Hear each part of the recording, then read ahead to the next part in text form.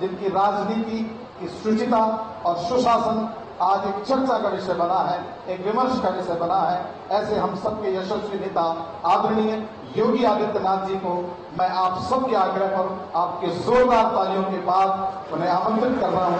हमारा मार्गदर्शन होगा, हम सबका आप दिशा निर्देश करेंगे। आदरणीय योगी आदित्यनाथ।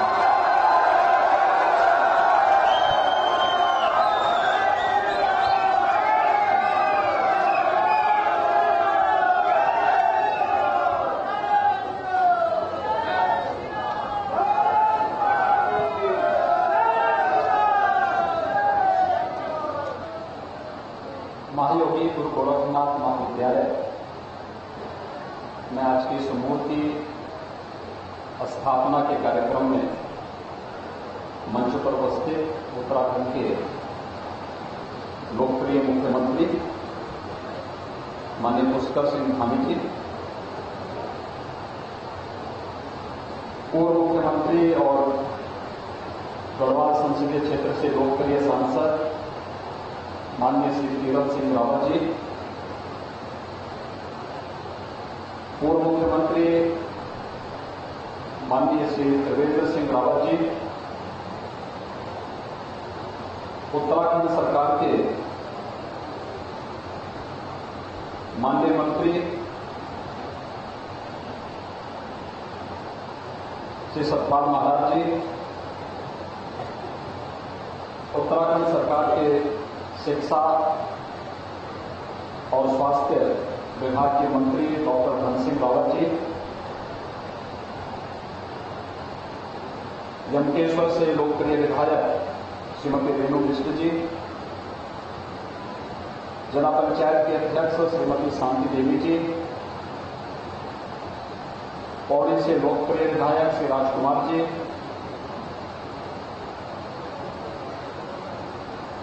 परमार्थ निकेतन ऋषिकेश से परमाध्यक्ष पूज्य स्वामी चिदानंद सरस्वती जी महाराज,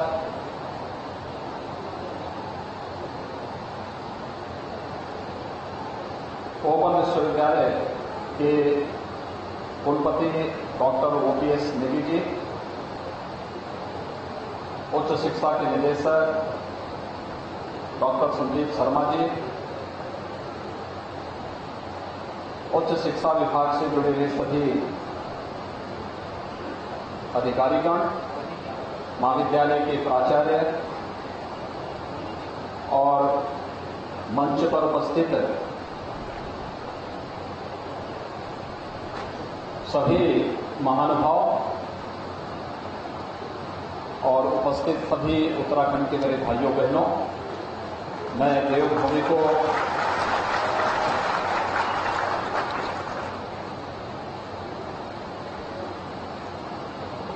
कोटि कोटि नमन करता हूं।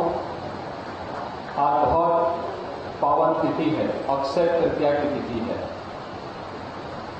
और मुझे यहां पर एक साथ कई कार्यक्रमों के साथ जुड़ने का अवसर प्राप्त हो रहा है। अभी हम लोगों ने यहां के मुख्यमंत्री जी के साथ पूर्व मुख्यमंत्री श्री त्रिवेंद्र सिंह रावत जी, श्री तीरथ सिंह रावत जी, यहाँ उत्तराखंड सरकार के जो हमारे माननीय मंत्री सतपाल महाराज जी, डॉक्टर धन सिंह रावत जी, यहाँ की लोकप्रिय विधायक, हमारे पौड़ी से विधायक और अन्य पदाधिकारियों और महाविद्यालय और शिक्षा विभाग के जुड़े हुए उच्च पदाधिकारियों के साथ में मूर्ति अनावरण का कार्यक्रम संपन्न किया है।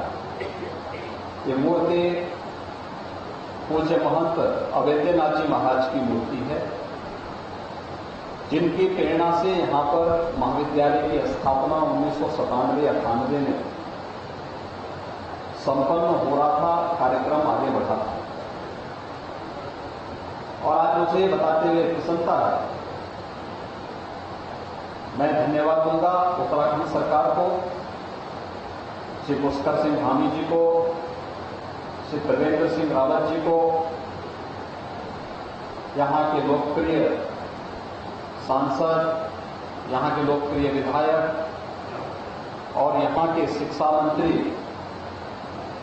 तथा यहाँ के पर्यटन और संस्कृति मंत्री को कि उन्होंने यहां पर आज इस कार्यक्रम को संपन्न किया है कि पूज्य महंत अवेद्यनाथ जी महाराज की भव्य प्रतिमा की स्थापना यहां पर हो सके। यद्यपि महंत अवेद्यनाथ जी महाराज का जन्म इसी भूमि पर हुआ था, यही विकासखंड है और इसी विकासखंड में ग्राम कांडी में ही उनका जन्म हुआ था। लेकिन 1940 के बाद उनको कभी इस धरती पर वापस आने का अवसर नहीं प्राप्त हुआ। उनके मन में कभी कभी इच्छा होती थी, लेकिन किन्हीं कारणों से वो कार्यक्रम टल जाता था। लेकिन वह अक्सर पूछते थे मुझसे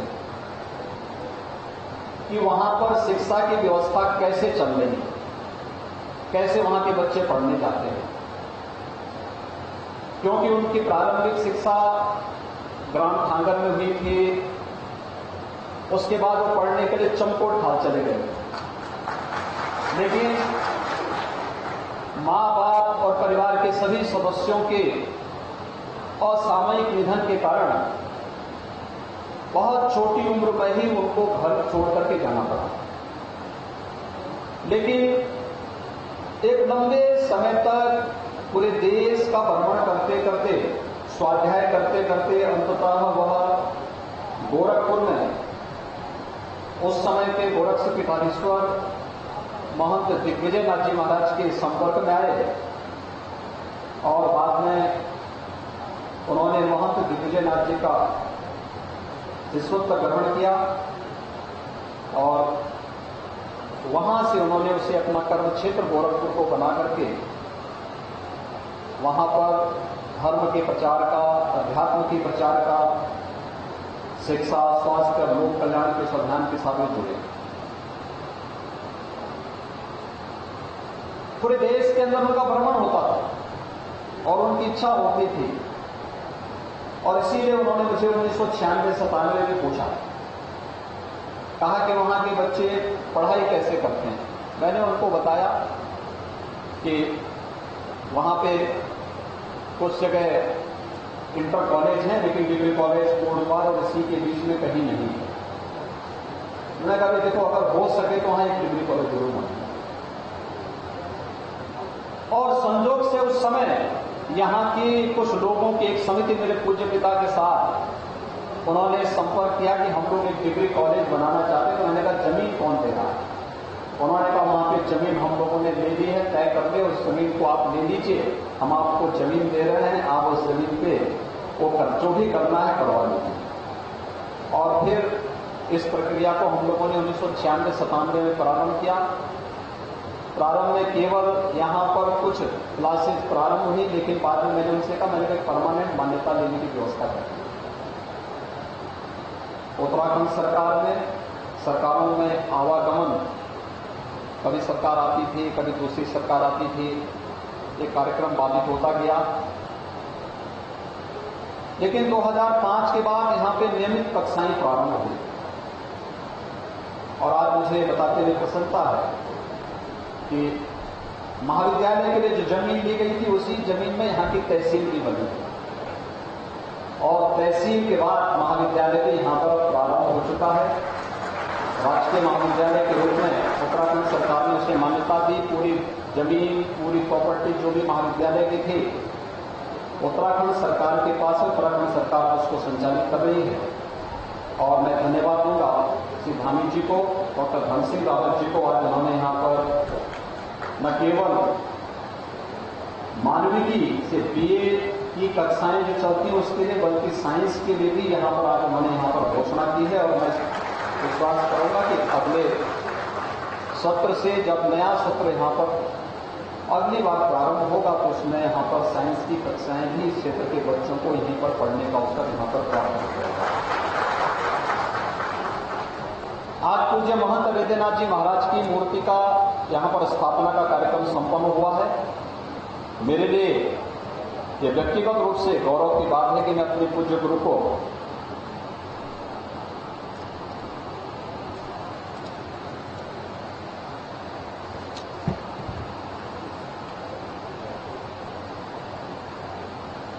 उनकी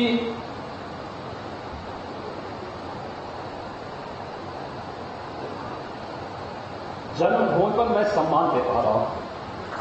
और मुझे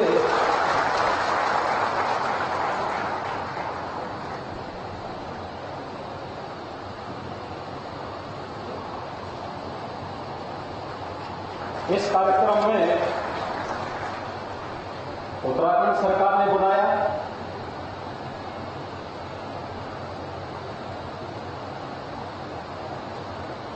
मैं इसके लिए उत्तराखंड सरकार के माननीय मुख्यमंत्री को और उच्च शिक्षा मंत्री को हृदय से धन्यवाद दूंगा।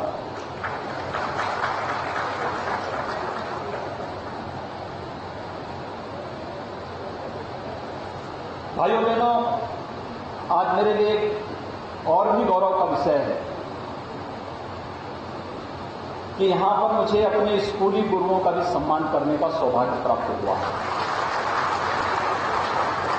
मैंने पहली से 9वीं क्लास तक यहां पे पढ़ा था, थांगर में, चमकोट थाल में। 9वीं क्लास के बाद मैं अपने पिताजी के साथ चला गया और मुझे आज इस बात का दुख है कि बहुत सारे ऐसे हमारे उस समय के गुरुजन जो आज नहीं हैं, लेकिन 6 हमारे गुरुजनों को श्री राजेंद्र सिंह रावत जी,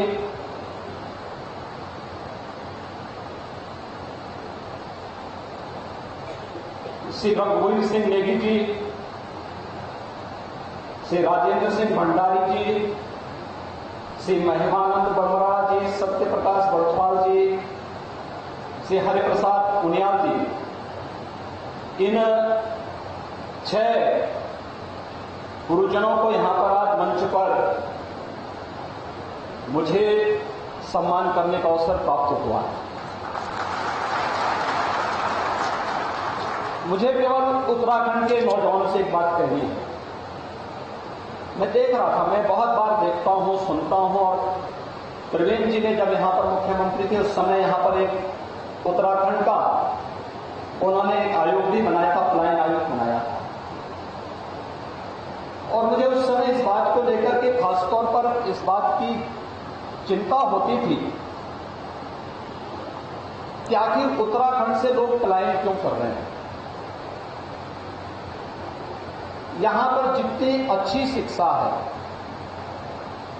जितना अच्छा माहौल है पठन पाठन का, जितना प्राकृतिक सौंदर्य है और जितनी संभावनाएं हैं, उन संभावनाओं को हमें आगे बढ़ाना होगा। और मुझे लगता है कि यहां का युवा जहां कहीं जाएगा वो अपनी प्रतिभा का लोहा अवश्य मनवाएगा, लेकिन उसे विश्वास होना चाहिए अपने आप पर। हम लोगों ने भी यहीं पर रहकर पढ़ा है, यहीं पर रह के जाना है, कोई अतिरिक्त व्यवस्था के साथ हम लोग नहीं जिए थे। लेकिन आज जो कुछ भी हम लोग कर रहे हैं, जब अच्छी सरकारें आती हैं तो लोक जीवन में व्यापक परिवर्तन का आधार भी बनती है। आपने देश के अंदर परिवर्तन देखा होगा 2014 के बाद, कैसे पूरा देश आज चलता हुआ दिखाई दे रहा है, कैसे पूरे देश के अंदर एक नई ओज है, एक नया तेज है, लोगों के मन में एक नया उत्साह है। कारण है देश के अंदर प्रधानमंत्री मोदी जी के नेतृत्व में ये देश फिर खड़ा हो चुका है। देश नई अंगड़ाई के साथ आगे बढ़ रहा है और बार बार प्रधानमंत्री मोदी जी जब उत्तराखंड आते हैं, एक बात के लिए आप सबको बार बार कहते हैं कि हमें अपने आप को समझना होगा। उत्तराखंड का पानी भी और उत्तराखंड का जवानी भी पूरे देश के काम आता है। और खासतौर पर मैं जब यहां उत्तराखंड से गया था तब ये उत्तर प्रदेश का ही हिस्सा था। तो मुझे लगता है कि सन 2000 के पहले के जो लोग हैं वे सब भी उत्तर प्रदेश के ही वासी हैं। मूल रूप से जन्म उनका उत्तर प्रदेश में हुआ है, उनका जो मूल सर्टिफिकेट होगा उसमें उत्तर प्रदेश ही लिखा होगा। उसके बाद जिनका जन्म हुआ होगा वे लोग अपने को अपने नाम के आगे उनका उत्तराखंड लिखा जा रहा होगा। लेकिन उत्तर प्रदेश और उत्तराखंड विकास में मिलकर के बहुत अच्छा काम कर सकते हैं और मैं इसके लिए आप सबको हृदय से अभिनंदन करूंगा कि अभी हाल ही में विधानसभा का चुनाव संपन्न हुआ है और आप सबने प्रधानमंत्री मोदी जी के आह्वान पर श्री पुष्कर सिंह धामी जी के नेतृत्व में फिर से भारतीय जनता पार्टी की लोकप्रिय सरकार के गठन में अपना योगदान दिया। भारतीय जनता पार्टी को प्रचंड बहुमत के साथ उत्तराखंड के अंदर सरकार बनवाने में अपना योगदान दिया। आज सरकार यहां पे कार्य कर रही है। मूर्ति यहां पर चुनाव के पहले ही स्थापित हो गई थी, लेकिन समय न मैं दे पा रहा था और न ही कार्यक्रम बन पा रहे थे। कोरोना का भी इस सदी की सबसे बड़ी महामारी से हम लोग उभरे हैं और उस बड़ी महामारी के दौरान आपने देखा होगा बहुत सारे लोगों ने अपने प्रियजनों को खोया, लेकिन कोरोना प्रबंधन भारत का दुनिया के अंदर सबसे बेहतरीन रहा। प्रधानमंत्री मोदी जी के नेतृत्व में फ्री टेस्ट, फ्री में ट्रीटमेंट, फ्री में टीका, फ्री में राशन, हर जरूरतमंद बीमारी, कोई भी बीमारी होती थी, महामारी कोई भी होती थी दुनिया के अंदर, सदी की पुरानी महामारियों के इतिहास को अगर आप देखेंगे, एक बात रही है कि जितनी मौतें बीमारी से होती थी उससे कई गुना मौतें उसके बाद उसके साइड इफेक्ट से होती थी। साइड इफेक्ट का मतलब भूखमरी से होती थी या उसके बाद जो कमजोरी आती थी, तो तमाम प्रकार की विकृतियां आती थी, उससे ज्यादा मौतें होती थी।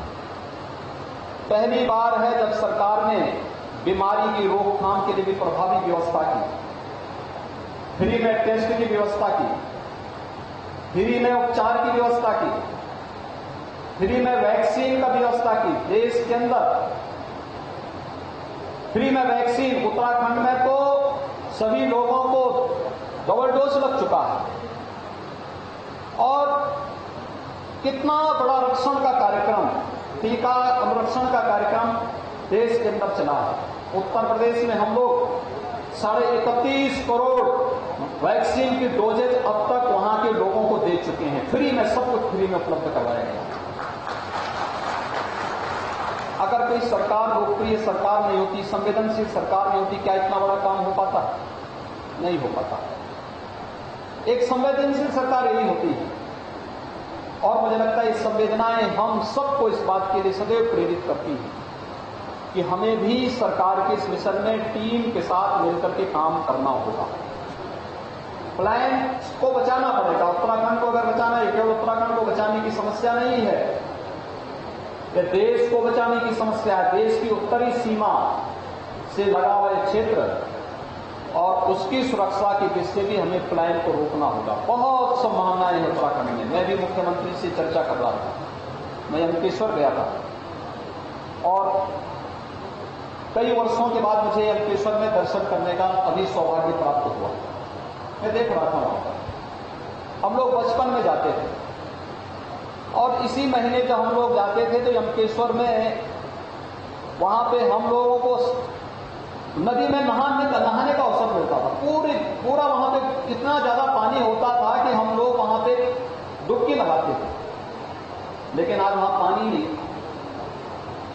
मुश्किल से पानी, बहुत हल्का हल्का पानी वहां पर दिखाई दे रहा है। आज यहां पे सभी गधेरे सूख चुके हैं। वृक्षारोपण करना होगा। जल संरक्षण के लिए प्रधानमंत्री जी के मिशन के साथ जुड़ना होगा। उत्तराखंड को बचाना है तो प्राकृतिक सौंदर्य आपके पास है, देव मंदिर है, स्पिरिचुअल टूरिज्म के साथ साथ इको टूरिज्म का बहुत बड़ा केंद्र बन सकता है। लाखों नौजवानों को यहां इसके माध्यम से नौकरी और रोजगार उपलब्ध हो सकता है और उस अभियान के साथ हमें जुड़ना होगा। आज आपने देखा होगा यहां के लोकप्रिय मुख्यमंत्री बोल रहे थे कि अयोध्या और काशी में उनको जाने का अवसर प्राप्त हुआ। काशी में कितना संकरा वाराणसी में भगवान बाबा विश्वनाथ मंदिर में जाने का कितना संकरा रास्ता था, 5 दिन का रास्ता था। प्रधानमंत्री मोदी जी के विजन को सरकार ने लागू किया। आज वहां पे केवल मंदिर कैंपस में ही, जहां पर 50 लोग एक इकट्ठा नहीं हो सकते थे, आज वहां पर 5 लाख श्रद्धालु एक दिन में आ जाए तब भी कोई समस्या नहीं खड़ी होने वाली। इतना अच्छा गलियारा बना दिया गया है, इतना अच्छा स्थान बना दिया गया है, और प्रतिदिन काशी विश्वनाथ मंदिर में 1 लाख श्रद्धालु दर्शन करने के लिए वर्तमान में आ रहा है। 1 लाख श्रद्धालु। अयोध्या में राम मंदिर का निर्माण हो रहा है। राम मंदिर का निर्माण जब हो जाएगा, अयोध्या में भी प्रतिदिन 1.5 से 2 लाख से कम श्रद्धालु नहीं आने वाला। ये केवल श्रद्धालु नहीं आता है, और श्रद्धालु अपने साथ तमाम रोजगार लेके आता है। होटल चलेंगे, टैक्सी चलेंगी, गाइड का काम होगा, दुकानें चलती हैं, कोई फूल माला की दुकान लगाता है, कोई स्थानीय वस्तुओं की वहां पे मार्केट सजाता है, कोई वहां पर होटल्स का संचालन करेगा, कोई गाइड का काम करेगा, कोई रेस्टोरेंट चलाएगा, तमाम अन्य गतिविधियां वहां पर संचालित होती हुई दिखाई देंगी। और एक टूरिज्म इतना माध्यम है, इतने लोगों को रोजगार और नौकरी के साथ जोड़ देगा। उत्तराखंड की जितनी आबादी है उससे ज्यादा यहां पर टूरिज्म की संभावनाओं को विकसित करके पूरे उत्तराखंड के साथ साथ देश के लिए बहुत कुछ हम यहां के माध्यम से कर सकते हैं। इसीलिए प्रधानमंत्री जी ने कहा कि अगली सदी हमें उत्तराखंड की सदी के रूप में बनाना चाहिए, और उत्तराखंड को सदी के रूप में स्थापित करने के लिए हमें सबसे पहले पलायन को रोकना होगा, और पलायन को रोकने के लिए हमें अपने स्कूलों में जाने की आदत डालनी पड़ेगी। मैं यहां पे देखता हूं बच्चियां ज्यादा स्कूल जाती हैं, बच्चे कम जाते हैं। वो थोड़ा बड़ा होता है वो भाग जाता है, कहीं और जगह काम ढूंढता है। लेकिन पढ़ाई पूरी तन्मयता के साथ करिए, दुनिया आपको प्रतिभा का लोहा मानेगी। अपने गुरुजनों पर विश्वास करिए, अपने बड़ों की कमियों को मत देखिए, अच्छाई को देखिए। हम जो कुछ भी हैं, मैं सच कह सकता हूं कि पूज्य अपने माँ बाप के संस्कार, पूज्य गुरुजनों ने जो शिक्षा दी, जो संस्कार दिए, और जो कुछ भी हम लोगों ने इसके बाद शिक्षा पूरी हुई, तो दीक्षा मुझे गोरखपुर में पूज्य महंत अविद्यानाथ जी से प्राप्त हो गई। बहुत दिव्य अलौकिक संत थे, और ये सौभाग्य है इस क्षेत्र के लोगों का कि महंत अविद्यानाथ जी जैसा संत इस धरती पर पैदा हुआ, और उनके सानिध्य में मुझे वहां पर आगे अपना कार्यक्रम आगे बढ़ाने का अवसर प्राप्त हुआ। और पूज्य महंत अविद्यानाथ जी के सानिध्य में मैंने व्यावहारिक जानकारी ली, लेकिन व्यावहारिक जानकारी के बाद सामाजिक जानकारी हमारी क्या होनी चाहिए, समाज के बारे में हमारी सोच क्या होनी चाहिए, ये मेरा सौभाग्य है। प्रधानमंत्री मोदी जी के रूप में एक यशस्वी नेता भी हमें प्राप्त हुए। और आज आप देख रहे होंगे उत्तर प्रदेश, जिसके बारे में लोग कहते थे कि कभी सुधरेगा नहीं, जिसके बारे में लोगों ने मान लिया था कि यहां दंगे कभी समाप्त नहीं होंगे, यहां पे गुंडागर्दी कभी समाप्त नहीं हो सकती है, कभी विकास नहीं कर सकता। आज देश के अंदर विकास की दौड़ में अग्रणी राज्य के रूप में उत्तर प्रदेश बढ़ रहा है। आज गुंडागर्दी एकदम समाप्त हो गई है, कोई गुंडागर्दी नहीं है। मैं आज लखनऊ से लगभग 1 बजे के आसपास चला हूं, और 1 बजे के आसपास मैं इसलिए भी चला, मेरे पास यद्यपि यहां से एक ऑफर आया था कि आज पवित्र धाम गंगोत्री और यमुनोत्री के कपाट खुलना है, तो वहां का दर्शन, मेरी इच्छा थी। अक्षय तृतीया का पावन अवसर भी था, लेकिन आज अक्षय तृतीया थी, भगवान परशुराम की जयंती भी है, लेकिन ईद भी था, तो कहीं कोई उपद्रव न हो, शांतिपूर्ण ढंग से सारे कार्यक्रम संपन्न हो। मैं इसलिए 1 बजे तक स्वयं लखनऊ में रहा, और लखनऊ में आपने देखा होगा 25 करोड़ की आबादी का उत्तर प्रदेश, उत्तर प्रदेश में कहीं सड़क पे नमाज नहीं पढ़ेगी, कहीं नहीं। सड़कें हमारी आवागमन के लिए होनी चाहिए। सड़क हम इस प्रकार के किसी आयोजन के लिए, और मैं कहूंगा, मैं सभी से अपील करूंगा कि व्यक्तिगत आस्था का सम्मान होना चाहिए। और मैं तो एक धार्मिक व्यक्ति हूं, मुझसे ज्यादा आस्था के बारे में कौन समझ सकता है, लेकिन आस्था का सम्मान ऐसा नहीं होना चाहिए कि हम लोग अपनी आस्था के सामने आम जन की समस्याओं को नजरअंदाज कर दें। कभी नहीं हो सकता। और लोकतंत्र की जब हम बात करते हैं तो लोकतंत्र में जनता को जनार्दन के रूप में माना गया है।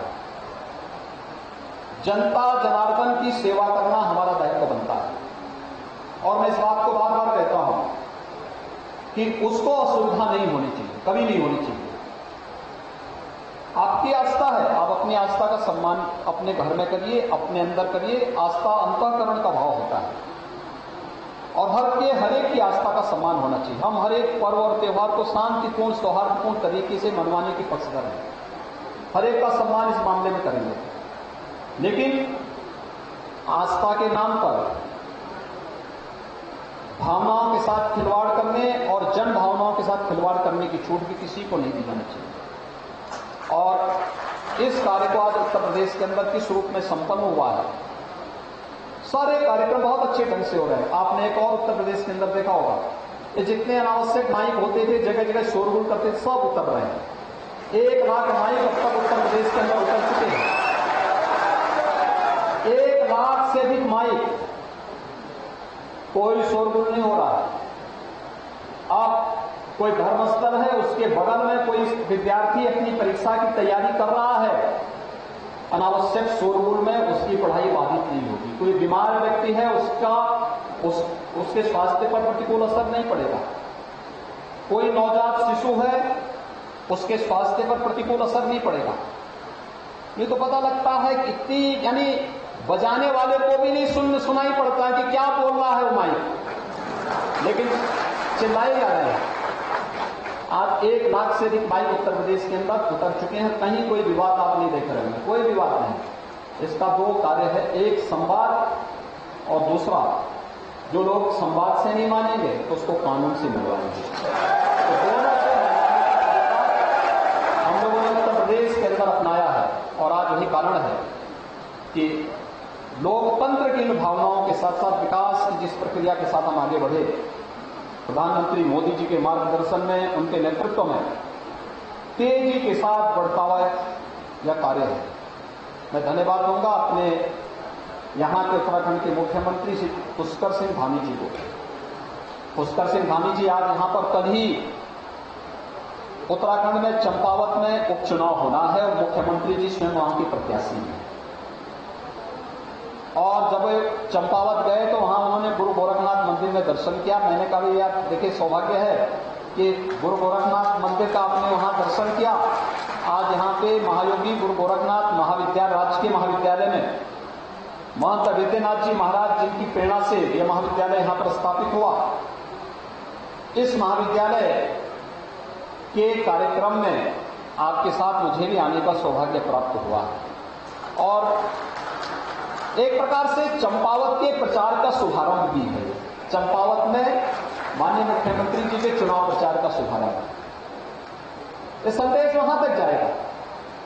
कैसे 21 वर्षों से जकड़ी हुई समस्या का समाधान हुआ। लोग उसको ठेलते थे, एक दूसरे के ऊपर टालने का प्रयास करते थे।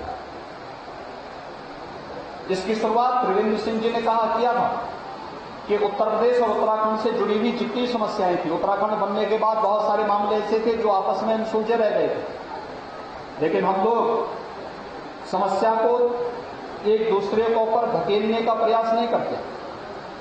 समस्या की जड़ में जाते हैं और फिर उसको जड़ मूल से निकाल करके समस्या का समाधान भी करते हैं।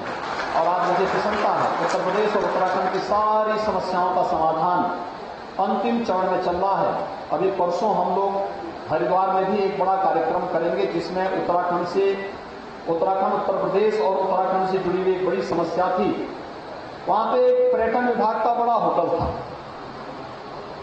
उत्तर प्रदेश सरकार चलाता था, उत्तराखंड सरकार कहती थी कि ये हमारा है। मामला सुप्रीम कोर्ट तक पहुंच गया। तो त्रिवेंद्र सिंह जी आए, कहा क्या किया जा सकता है। मैंने कहा भी वहां भी भारतीय जनता पार्टी की सरकार, प्रदेश में भी भारतीय जनता पार्टी की सरकार, आप बताइए क्या चाहते हैं। उन्होंने कहा कि क्या ये होटल हमें मिल सकता है। मैंने कहा भी उत्तराखंड में है तो उत्तराखंड को देने में कुछ मुझे कोई आपत्ति नहीं है, लेकिन एक बार हम लोग विभाग के साथ बैठ लेते हैं। खैर मौकरशाही की जैसी आदत होती है, हर एक मामले को टालने की होती है। उन्होंने कहा साहब इतने वर्षों से नहीं समाधान हो पाए तो हम क्यों इसको समाधान कर दें। तो मैंने कहा भी हम लोग टालने के लिए नहीं आए, हमको समाधान करने के लिए आए और अभी समाधान होना है। तो उनके सामने कोई बप्पो था नहीं। तो मैंने त्रिवेंद्र जी से कहा, मैंने कहा त्रिवेंद्र जी एक काम करो, उसके बगल में एक लैंड दे दो और मैं उत्तर प्रदेश के लिए एक नया पर्यटन आवास गृह वहां बना देता हूं और इसको अलकनंदा जो होटल है ये उत्तराखंड सरकार को हम इसके बाद सौंप देंगे। उत्तर प्रदेश वासियों के लिए हम एक अच्छा बड़ा आवास वहां पर पर्यटन आवास गृह होटल के रूप में बनवा देंगे। उत्तर प्रदेश के वासी आएंगे, वहां आराम से ठहरेंगे, कोई समस्या नहीं होगी। और मैं धन्यवाद दूंगा कि उन्होंने उस समय हमें भूमि दी। आज वहां पर बनकर के भव्य भवन बनकर के तैयार हो चुका है। वो इतना भव्य भवन बन चुका है कि अगर पुष्कर सिंह जी उसको देखेंगे कहेंगे कि अब हम इसी को ले लेते हैं। और मैं इस बात के लिए भी धन्यवाद दूंगा कि उत्तर प्रदेश के लिए बद्रीनाथ धाम में भी हमें एक पर्यटन आवास गृह मिला है।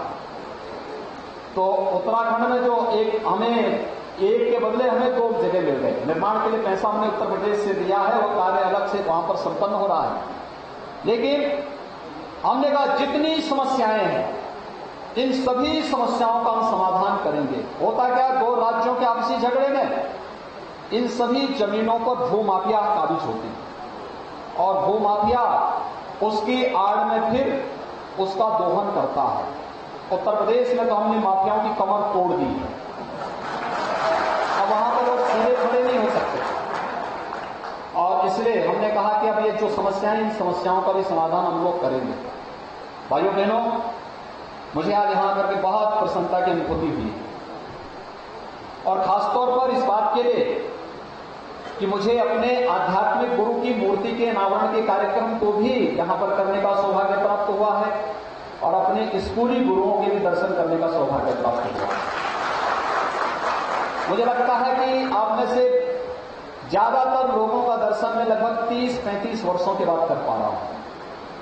इतने वर्षों तक नहीं मुझे कभी मुलाकात को, ना मुझे अवसर मिल पाया, ना उन लोगों को अवसर मिल पाया और कभी नहीं अवसर प्राप्त हो पाया कि मैं फिर कभी उनसे मिल सकूं, आ सकूं, या कभी ऐसा अवसर नहीं मिल पाया। मैं एक बार आया था जब चुनाव प्रचार में आया था और उस समय चुनाव प्रचार के दौरान इलेक्शन थे तो स्कूल कॉलेजेस सब बंद हो गए।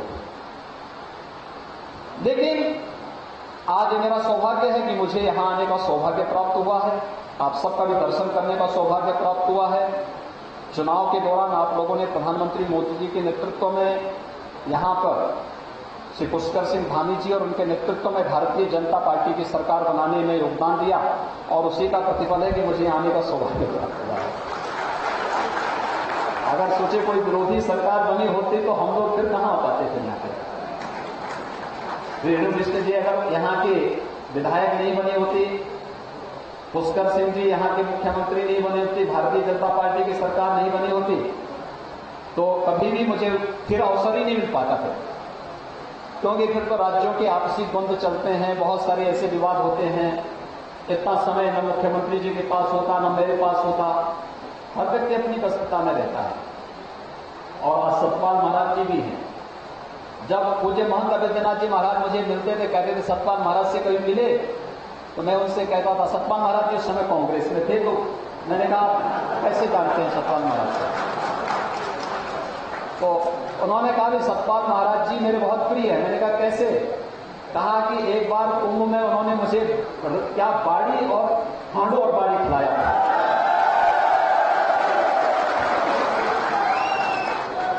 वे अक्सर इस बात को कहते थे। और मैं गोरखपुर में कभी नहीं बना पाया, कभी भी हम लोग पूरी कर पाए। लेकिन वे अक्सर मुझे कहते सतपाल महाराज ने मुझे कुंभ में पानी और बाड़ी खिलाया। तो मैं अब देखिए 1940 में वो यहां से चले गए थे, 1936 में चले गए थे, लेकिन 1940 में अंतिम बार आए थे और मैंने उनसे दीक्षा ली 1993-94 में। लेकिन जब 1996 के कुंभ में या उसके बाद किसी कुंभ में सतपाल महाराज जी से उनकी मुलाकात हुई और सतपाल महाराज जी से जब मुलाकात होने के बाद महाराज जी कहीं भी रहे होंगे, लेकिन धार्मिक और आध्यात्मिक रूप से सदैव उनका जुड़ाव रहा है, उनका सानिध्य सदैव मिलता रहा है और हमेशा एक अपनत्व का भाव उनका सदैव बना रहा है। वो अक्सर कहते थे इस बारे में। आज मुझे याद आया जब महाराज मंच पे थे तो उन्होंने मुझे कहा कि मैंने महाराज को एक महीने का वो अक्सर कहते थे इस बारे में कि सतपाल महाराज ने मुझे ये खिलाया था और मुझे अच्छा लगा। बहुत दिनों के बाद मैंने वो चीज खाई है जो मैं बचपन में खाता था। देखिए ये हमारी परंपरागत डिश है, इसकी बड़ा महात्मा है। मैं पिछली बार केदारनाथ आया था तो केदारनाथ में उस समय उत्तराखंड की सभी चीजें मुझे त्रिवेंद्र सिंह जी ने खिलाई थी और केदारनाथ में हम लोगों को लगभग 24 घंटे 36 घंटे लगभग रुकने का अवसर प्राप्त हुआ था। हम जैसे गए वैसे वहां मौसम खराब हो गया और मौसम खराब होने के बाद फिर हम लोग वहां रहे। बहुत आनंद रहा उत्तराखंड में, केदारनाथ धाम में, बद्रीनाथ धाम में भी हम लोग गए। बहुत सारी जगह वहां पर हम लोगों ने वहां पर उस समय दर्शन भी किए, पूरा देखा वहां पर। और मैं व्यक्तिगत रूप से यहां पर धन्यवाद दूंगा श्री धन सिंह रावत जी को। डॉक्टर धन सिंह रावत जी का एक बहुत आत्मीयता का भाव सदैव बना रहा। उच्च शिक्षा में पिछली बार भी उन्होंने बहुत अच्छे कदम उठाए थे और सचमुच भारतीय जनता पार्टी के संगठन मंत्री के रूप में उन्होंने यहां काम किया। काम करने के बाद विधायक के रूप में चुने गए, फिर मंत्री के रूप में चुने गए। मुझे हरिद्वार में उनके उच्च शिक्षा के कार्यक्रम में आने का अवसर प्राप्त हुआ था और कैसे हम लोग जमीनी धरातल पर उतर करके अपनी स्कूली शिक्षा को व्यावहारिक स्वरूप कैसे प्रदान कर सकते हैं, यह कार्य उन्होंने अपने पिछले कार्यकाल के दौरान ही प्रारंभ कर दिया था। और आज यहां पर इस महाविद्यालय में आने का मुझे तो काफी दिनों के बाद अवसर प्राप्त हुआ है, लेकिन इस महाविद्यालय के स्वरूप को बनाने में व्यक्तिगत रुचि लेने के लिए यहाँ के प्रधान प्राचार्य, यहाँ के जो आचार्यगण शिक्षकगण हैं, यहाँ के जो अन्य कार्मिक हैं, उनको जो उनका सानिध्य मिलता है, उच्च शिक्षा विभाग के अधिकारियों का सानिध्य प्राप्त होता है, वो अत्यंत अभिनंदनीय है। और इन लोगों की हार्दिक इच्छा थी कि यहाँ पे जब त्रिवेंद्र सिंह जी मुख्यमंत्री थे तो उन्होंने पूज्य महाराज की मूर्ति का यहाँ पर स्थापना के कार्यक्रम का संकल्प लिया था और मैं देखा सचमुच बहुत भव्य प्रतिमा बनी है, बहुत भव्य प्रतिमा। यही ऐसी प्रतिमा मैंने गोरखपुर में बनाई थी पूज्य महाराज जी की और मैं देखा सचमुच वही एक जैसी है, कोई अंतर नहीं है। जैसे गोरखपुर में पूज्य महाराज जी की समाधि स्थल में जो मूर्ति है उसमें इस महाविद्यालय में स्थापित इस मूर्ति में कोई अंतर नहीं है। और मुझे लगता है कि आज सचमुच उनकी आत्मा को शांति मिल रही होगी इस बात की कि वे स्वयं भौतिक रूप से 40 के बाद यहां नहीं आ पाए, क्योंकि इसके बाद लगभग 74 वर्षों तक वे जीवित थे। यानी जब यहां से गए 2014 में उन पर ब्रह्मलीन हुए थे। 1940 से 2014 तक मेरी इच्छा थी अंतिम समय में उनको लाने की यहां पर, लेकिन उनका स्वास्थ्य अचानक, जब भी मैं कार्यक्रम बनाता था स्वास्थ्य कुछ खराब होता था। हो सकता है विधाता को इस मंजूर नहीं था और अक्सर स्वास्थ्य उनका खराब होता था। कोटद्वार में तो आए थे, कोटद्वार में जब खंडूरी जी सांसद थे उन्होंने देवी मंदिर के कार्यक्रम में महंत जी को बुलाया था और वे पूछते थे, देखिए इतनी याद उनको अब भी थी, उस समय भी थी। 2013 तक 14 के प्रारंभिक उसमें तक तो पूछते थे वहां पर क्या के बारे में कि भाई वहां वो थन नदी भी था, चमकोड़ खाल के बारे में पूछते थे, यमकेश्वर के बारे में पूछते थे कि यमकेश्वर में भी एक मेला लगता था। कितना पुराना मेला है यमकेश्वर का। महंत अवेद्यनाथ जी महाराज ने 1936 में ये क्षेत्र छोड़ दिया था, लेकिन तब भी उनको याद थी कि यमकेश्वर में मेला लगता था। यानी छोटी छोटी चीजों के बारे में उनको सारी जानकारी थी, और लेकिन उनको आने का अवसर प्राप्त नहीं हुआ, तो भौतिक रूप से नहीं आ पाए। लेकिन आज उनकी प्रतिमा यहां पर इस भव्य रूप में उत्तराखंड सरकार ने स्थापित किया है। मैं इसके लिए उत्तराखंड सरकार को, यहां के माननीय मुख्यमंत्री जी को, डॉक्टर धन सिंह रावत जी को, माननीय सतपाल महाराज जी को और उनके सभी सहयोगियों को मैं हृदय से इसके लिए धन्यवाद दूंगा कि उन्होंने पूज्य महाराज जी को यहां पर सम्मान दिया। और मेरे स्कूली शिक्षकों को, जो मेरे स्कूली गुरुजन थे, उनसे मुझे बहुत दिनों के बाद यहां पर मुलाकात करने का सौभाग्य उन्हें दिया है। मैं एक बार फिर से आप सबका हृदय से धन्यवाद देता हूं कि आपने उत्तराखंड के अंदर एक लोकप्रिय सरकार का गठन किया है, और इस लोकप्रिय सरकार के कारण आज मुझे यहां पर आने का अवसर प्राप्त हुआ है। और मैं विश्वास व्यक्त करता हूं कि उत्तर प्रदेश और उत्तराखंड से जुड़ी हुई जितनी समस्याएं हैं, इन सभी समस्याओं का हम